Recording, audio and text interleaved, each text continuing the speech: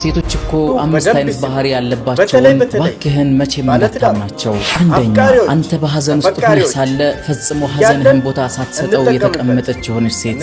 አንተን የማዘን ጉዳይ ነው። ከጎንህ ማንም እንደሌለ ልታውቅ ይገባታል። አንተ ጋር ያለችው እሷ ብቻ ናት። ስለዚህ ሐዘንህን ልትካፈል የሚገባት እሷ ብቻ ናት። ሐዘንህን መካፈል ካልቻለች በደስታህ ጊዜ ብቻ መካፈሏ ላንተ ለሷስ ምንድነው ጥቅሙ ሊሆን የሚችለው? አብራችሁ የመኖራችሁ ትልቁ ፍሬ እኮ በሐዘን ጊዜ ከደስታ በፊት አብራችሁ መደጋገፋችሁና መተዛዘናችሁ ነው የሚሆነው። ይህ ካልሆነ ግን በፍጥነት ከሷ ርቀህ ልትወጣ ይገባሃል ወንድሜ። አላወቅኩም ነበር እንዳትል ነግሬሃለሁ። ሁለተኛ በኩራት መንፈስ ሁና አንተን የምታናገርህና ካንተ ጋር በንቀት መልኩ የምትኖር የሆነች ሴት ናት። እቺ ሴት ሁልጊዜ አንተን አትረዳህም። ሁልጊዜም አንተን ልታዳምጥህ አትፈልግም። ሁልጊዜም ያንተ ሐሳብ የበላይነቱን ልታረጋግጥልህ አትፈልግም። ምክንያቱም እቺ ሴት የበላይነቷን አስቀድማ አስቀምጣለችና ያንተ ንግግር ከሷ በታች ነው። ያንተ ትዕዛዝ ከሷ በታች ነው። ያንተ ህይወት ከሷ በታች ነው። ያንተ ፍቅር ከሷ በታች ነው። ያንተ ደግነትም ከሷ በታች ነው። አንተ በቤትህ ላይ የምታደርጋቸው ነገሮች ሁሉ ከሷ በታች ነው። እሷ ሁልጊዜም ራሷን ከፍ አድርጋ ነው የምትመለከተው። ምናልባት አንተ ማንኛውም ሐቅ ቢኖርህ እንኳን ያንተ ሐቅ ከሷ ሐቅ በታች ስለሆነ ሁልጊዜ የሷ ሐቅ ቅድሚያ ይሰጠዋል። እንዲሁም በደልህም ከሷ በታች ስለሆነ ቅድሚያ የሷን በደል ማዳመጥ ይኖርብሃል። እንዲሁም ያንተ ህይወት ከሷ በታች ስለሆነ የሷን ህይወት ቅድሚያ መስጠት ይኖርብሃል። ማንኛውም ነገር ላይ እሷ ቅድሚያ ይኖራታል። ያን ጊዜ እሷ ራሷን ከፍ አድርጋለች። ወንድ ልጅ ደግሞ ሁል ጊዜ ክብሩን ይፈልገዋል። ክብሩም እንዲጠበቅለት ማድረግን ይፈልጋል። ይህ ካልሆነ ደግሞ ፍቅር ምንም ሊሆን ይችላል በወንድ ዘንድ ማለት ነው። ስለዚህ ዘላቂ ያልሆነ ፍቅር ጀምራችኋልና ይህ ነገር ካለ ፈጽሞ እሷ ጋር መኖር እንደሚከብድህ ልነግርህ እፈልጋለሁ። አንቺም እህቴ ምናልባት ያንቺ ኩራትና ለሱ ያለሽ ንቀት ላንቺ ክብር መስሎ ከታየሽ ፈጽሞ ይህ ጉዳይ ክብር እንዳልሆነ ልነግርሽ ፈልጋለሁ። ምክንያቱም የሴት ልጅ ትልቁ ክብሯ ባሏን ማክበሯ ነው፣ ባሏን መጠበቋ ነው፣ ባሏን መንከባከቧ ነው። ይህ ሲሆን ነው ትልቁን ክብሯን አገኘች ተብሎ የሚጠራው ማለት ነው። በባሏ ክብር ውስጥ ነው ክብሯ የሚገለጸው። በባሏ ፍቅር ውስጥ ነው ፍቅሯም ሊገለጽ የሚችለው። ምቾቷም እንደዚሁ ባሏ ሲመቸው ነው ሊታገኘው የምትችለው። እሱ እየተቦሳቆለና እየተዋረደ እንዲሁም በሰዎች ፊት እየተናነሰና አንቺ የበላይነትን ይዘሽ ሳለ ክብሬን በዚህ መልኩ አገኛለሁ እንዲሁም ክብሬ የተሻለ ቦታ ደርሷል ብለሽ የምታስቢ ከሆነ የሆነ ሰዓት ላይ ያገረሽበትና ጥሎሽ ይጠፋል። ያን ጊዜ ፈጽሞ እንደማይመለስ ልታውቂ ይገባል። እንዲሁም እንደዚህ አይነት ወንድ ደግሞ ፈጽሞ እንደማታገኝም ልታውቂ ይገባሻል። አልሰማውም እንዳትል ነግሬሃለሁ። ሶስተኛ እቺ ሴት ደግሞ ስለ ፍቅር ገለጻ ስታደርግልህ ፈጽሞ ታፈዛሃለች። እንዲሁም ፊልሞችና የተለያዩ ድራማዎችን ተመልክታ ያንን ነገር ስተነትንልህ በጣም ትገረምባታለህ። እንዲሁም ደግሞ ያንተና የሷ ህይወት የተሻለ ፍቅር እንዲኖረው እነዛን ምሳሌ ያደረገች ትመክርሃለች። ነገር ግን አንድ ችግር ይኖርባታል። ይህም የምትኖረው ህይወት ሙሉ ለሙሉ ፊልም ብቻ አፈታሪክ ብቻ ሆኖ መቅረቱ ነው ማለት ነው። ይህ ሊሆን የሚችለው ደግሞ የምትናገረው ንግግርና የምትተገብረው ተግባር ፈጽሞ አንድ ላይ ሊሄድ አይችልም። በዚህ ሰዓት ታዲያ አንተም ጥርጣሬ ውስጥ ትገባለህ። ይቺ ሴት የምትናገረው ንግግር ስለ ፍቅር ነው፣ ነገር ግን የምትኖረው ኑሮ ግን ስለ ጸብ ነው። ምን አይነት ሴት ናት እያልክ ሁልጊዜ ራስህን ትጠይቀዋለህ። ይህ ነገር ሊከሰት የሚችለው ደግሞ ብዙ ጊዜ ፊልሞችን የምትከታተል የሆነችና እንዲሁም ቤቷ ደግሞ እንደነዛ ፊልሞች እንዲሆን ከመፈለጓ አንጻር አስቀድማ አንተን መጠበቋ ነው ማለት ነው። እሷ ራሷ አስተዋጽኦ ሳታደርግ እሷ አንተን ብቻ ትመለከታለች። ለምን አትሆንልኝም? ለምን አታደርግልኝም?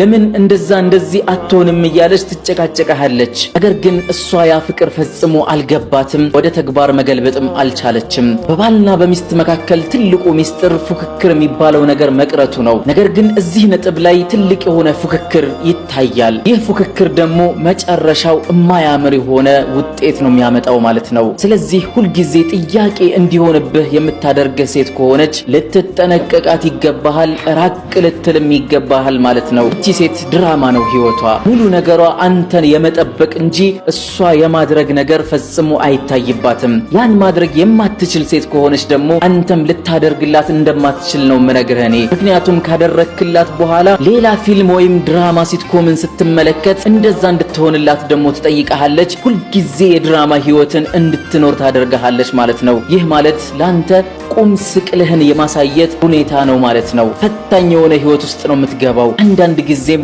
በሰዎች መካከል ተከበህ ብቸኝነት እንዲሰማህ ታደርጋለች። ምክንያቱም ስለሷ ጉዳይ ስታስብ እልል ትላለህ ማለት ነው። ሰዎች ሲያናግሩህ እንኳን የማትሰማበት ጊዜ ይደርሳል። ያ ጊዜ ማለት ምንድነው? እየጨለልክ ነው ማለት ነው። አንተ እሷን እያሰብካት ነው ያለኸው። የምትናገረው ንግግር ሌላ ነው፣ የምትተገብረው ተግባር ሌላ ነው። ለምንድነው እንደዚህ የምትሆነው እያልክ ብቻህን ስታስብ እንድትውል ታደርጋለችና እቺ ሴት ላንተ እንደማትረባህ ልነግርህ እፈልጋለሁ። አልሰማውም እንዳትል ነግሬሃለሁ። አራተኛ ቢዚ በማትሆን ሰዓትና እንዲሁም ማንም ሰው ከጎና በሌለበት ሰዓት ላይ ብቻ እያስታወሰች አንተን የምታወሳህና የምትደውልልህ እንዲሁም ካንተ ጋር ጊዜ የምትሰጥ የሆነች ሴት ናት። እቺ ሴት ደግሞ እቺ ሴት ምናልባት ላንተ ቦታ የሰጠችህ ማንም ሰው ከጎኗ ሳይኖር ስለቀረ ብቻ ሊሆን ይችላል። ያን ጊዜ ታዲያ አንተ ለሷ ትርፍ ሰው ነህ ማለት ነው። ያን ጊዜ አንተ ዝቅተኛው ተወዳጇ ነህ ማለት ነው። ከፍተኛ ቦታ ልትሰጣቸው የሚችሉ የሆኑ ተወዳጆች ለሷ ቤተሰቦቿ እንዲሁም ቅርብ ጓደኞቿና እንዲሁም ስራዋ እንዲሁም ካንተ ውጪ ደግሞ ሌላ ወንድም ሊሆን ይችላል ማለት ነው። ያን ጊዜ አንተ ዝቅተኛው ተመራጭ አንተ ነህ ማለት ነው። ይህ ማለት ለሷ አንተ ትርፍ ሰው ነህ ማለት ነው። አዝናኟ ነህ ማለት ነው። ብቸኝነት እንዳይሰማት ማድረጊያዋ ነህ ማለት ነው። ብቻዋን በምትሆን ሰዓት ብቻ ቼክ የምታደርግህ ሴት ናት ማለት ነው። ስለዚህ እቺ ሴት ላንተ ምን ያክል እንደምትገባ ራስህን ልትጠይቅ ይገባሃል ማለት ነው። አንዳንድ ጊዜም አንተን የምትፈልግህ ወጪዎች ሲጨንቋትና እንዲሁም አንዳንድ በጣም ፈታኝ የሆኑና እዛ ፈተና ውስጥ ደግሞ የምትወዳቸውን ሰዎች መጣል ሳትፈልግ ስትቀር ወደ አንተ አማራጯን ልታደርግ ትችላለች። ይቺ ሴት አንተን አትወድህም፣ አትፈልግህም፣ እንዲሁም ትርፍ ሰው ነህ ማለት ነው። ምናልባት የምትወድህ ሴት ብትሆን ኖሮ ልታደርግ የሚገባት ከሁሉም የበላይ ቁንጮ ልታደርግህ ነው የመጀመሪያው። ምክንያቱም አንተ ባሏ ነህ፣ ህይወቷ ነህ፣ ዓለሟ ነህ፣ ትዳሯ ነህ። ያን ጊዜ አንተን ልታስጠጋህ የምትችልበት ድንበር አይኖረውም። ከሁሉም ሰዎች የበለጠ ቦታ ትሰጣለች። የበለጠ የተሻለ ደግሞ አማካሪዋ ታደርጋለች። ጭንቀቶቿንም ሆነ ደስታዎቿን ሁሉ አንተ ጋር መወጣት ትፈልጋለች። ምንም ያክል ስራ ቢበዛባት፣ ምንም ያክል ቢዚ ብትሆን እንኳን ላንተ ጊዜ አታጣልህም ፈጽሞ።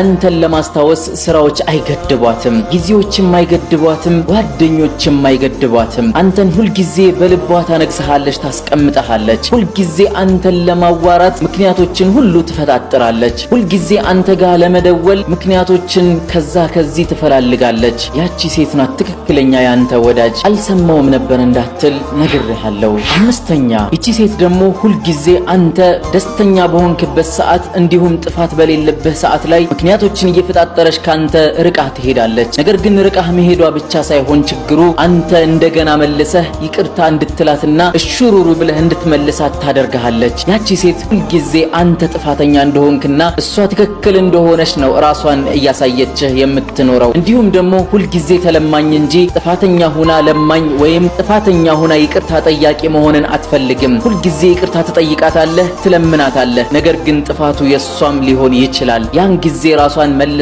አታየውም። ምክንያቱም አንተ ካለሷ መኖር እንደማትችል አረጋግጣለች እቺ ሴት። ችግሩ ደግሞ የሚመጣው ከዚህ በኋላ ነው። የሆነ ሰዓት ላይ ሰላም ሀገር ብለህ ባለህበት ሰዓትና እንዲሁም ብዙ ሐሳቦችን፣ እቅዶችን፣ ትልሞችንና ምኞቶችን እየተመኘህ ባለህበት ሰዓት ላይ ድንገት መንገድ ላይ ጥላህ ትሄዳለች። ከዛ በኋላ አንተ እንድትጠይቃትም ታደርጋለች። አንተ መጠየቅ ማትችል ከሆነ ፈጽሞ አትጠይቅህም፣ ፈጽሞ የመፈለጓንም ሁኔታ አታሳይህም። እቺ ሴት ደግሞ ምንም ያክል አብረሃት ኑር እንጂ መጨረሻ ላይ መጣላታችሁ አይቀርም። ምክንያቱም አንተ የሆነ ሰዓት ላይ ትሰለቻለህ። አንተ የሰለቸህ ጊዜና ይቅርታ መጠየቅ የደበረህ ጊዜ፣ ያን ጊዜ ትዳራችሁ ይፈርሳል፣ ፍቅራችሁም እንዳልነበረ ይቀራል። አስበው እስኪ ወንድሜ፣ መንገድ ላይ እየሄድክ ነው እንበል። ያን ጊዜ ደግሞ ማንም ሰው የለህም፣ እንዲሁም ጨለማ ነው፣ አስፈሪ ነው። ሁለት ሰዎች ወይም ሶስት ሰዎች ካልሆኑ በስተቀር ያንን መንገድ ማለፍ አይችሉም። ያን ጊዜ አንተ መሄድ ግዴታ እየሆነብህ እነዛ ጓደኞችህ እምቢ ብለው ሲመለሱ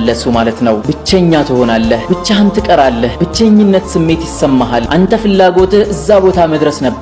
ነገር ግን እዛ ቦታ እንድትደርስ ደግሞ እነሱ ግዴታ አስፈላጊ ሆነውብሃል። ያን ጊዜ ደግሞ እነሱ ብቸኛ አድርገውሃል። ቀልብህ ምንድነው የሚያስበው? ልብህ እንዴት ነው የሚሰበረው? ያን ጊዜ ልብህን ይሰባብሩታል። ልክ እንደዛ እሷም ልብህ የሚሰባበርበት ሰዓት ላይ ጠብቃ ትታህ ትሄዳለች። ልብህ እንዳይሰበር ደግሞ ልብህን መጠገኛ ራስህን ዝቅ አድርገህና ካለ ጥፋትህ እንድትማጸናት ግዴታ ይሆንብሃል። ያ ታዲያ ላንተ የክብርህ መሸነፊያና ትልቅ የሆነ ውርደት አይሆንብህም ወይ? ምክንያቱም ማንም ሰው ይሁን ካጠፋ ጥፋቱን ራሱ ነው ሊሸከም የሚገባው። የሱን ጥፋት ሌላ ሰው እንዲሸከምለት ካደረገና ሁሌ ያ ባህሪው የሚቀጥል ከሆነ ፈጽሞ ይህ ሰው ከሰዎች ጋር መኖር እንደማይችል ነው ልነግርህ የምፈልገው።